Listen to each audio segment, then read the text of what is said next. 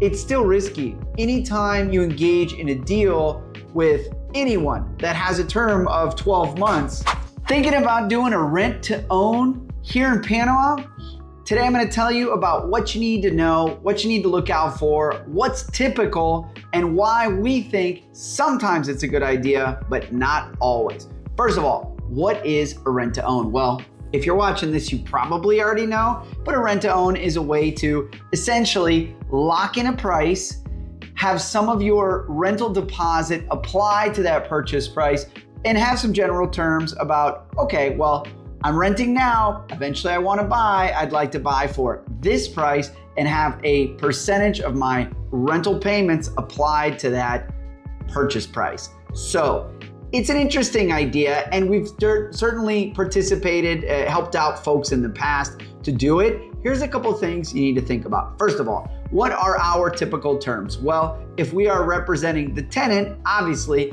we want as little money down as possible, as much money applied from the rent payments to the purchase price, and of course the purchase price as low as possible.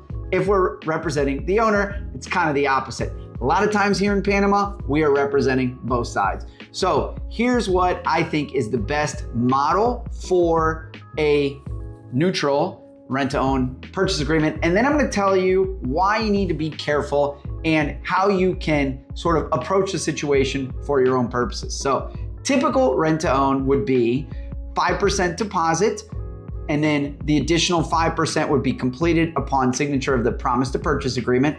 50% of the rent to be applied to the purchase price, and the deal to conclude within 12 months. So that's kind of typical. Obviously, as a tenant, you're gonna wanna say, how about 1% down and 80% applied to my purchase price? As an owner, you're gonna wanna say, hey, how about 10% down and 10% applied to your purchase price? So, quick anecdote for you. Just met with a client who we did not advise them on this scenario, but they came to us afterwards saying, ay, ay, ay, and I thought that you might appreciate hearing about it. So this person moved into a beautiful 3-bedroom apartment in Costa del Este, where the rent is typically around $4,000 a month. So you can imagine this place was pretty nice. He approached the seller before he ever moved in and agreed to a very big deposit. In this case, it was a $20,000 deposit, 50% of the rent applied to the purchase price, the deal to be concluded in 12 months. Well, he was very excited about that. He said, honey, we just got us a good deal. We locked in a price, and half of our rent is gonna be applied as equity when we decide to purchase. Sounds great on paper. What happened?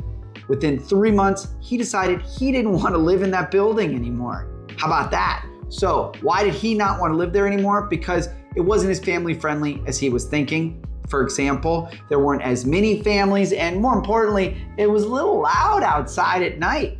And that didn't work for his family. That certainly wasn't the place that he wanted to live. So first piece of advice is don't engage in a lease to purchase until you've lived there for a couple of months. Sure, you leave a little bit of money on the table for those first few months of renting. However, you also potentially can get a sense of the owner. You can float the idea. If you're dealing with a property management company, you can have them float the idea within a couple of months. Of course, you just paid full rent for the first couple of months, but how important is it to keep in mind the value of peace of mind? So that's first tip.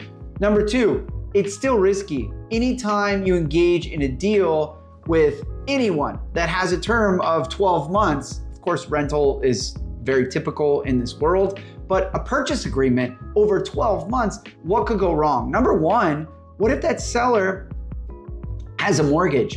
You need to make sure to register that agreement so that it becomes essentially a lien on the property. Because if it's not, and promise to purchase agreements are not typically registered, what is typically registered is a purchase and sale agreement, always. That goes into a public deed. However, promise to purchase, if you're working with a developer, if we're working with an individual seller, your time between when you sign the promise to purchase and the purchase and sale agreement is a bit risky. What happens if the seller, for example, over your 12 months that you just rented, stop paying his mortgage, loses his property? Bank's not gonna know that you've got 20 grand down and half of your rent applied to a purchase unless that agreement gets registered. What about changing market conditions? As a seller, you need to be real careful and say, well, gee whiz, what's the market gonna be like in 12 months? Nobody really knows, right? So you want to lock in your option.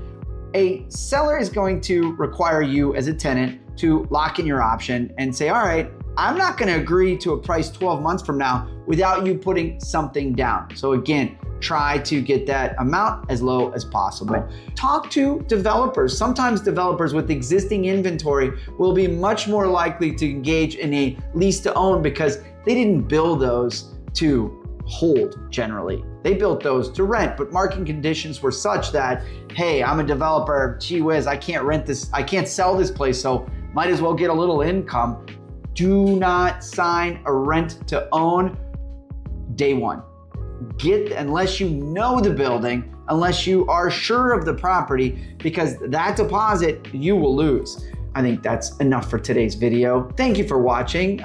We have participated in this. If you are currently renting and would like to approach your owner, not a bad idea to get someone like us involved because we can advise you on comps, i.e.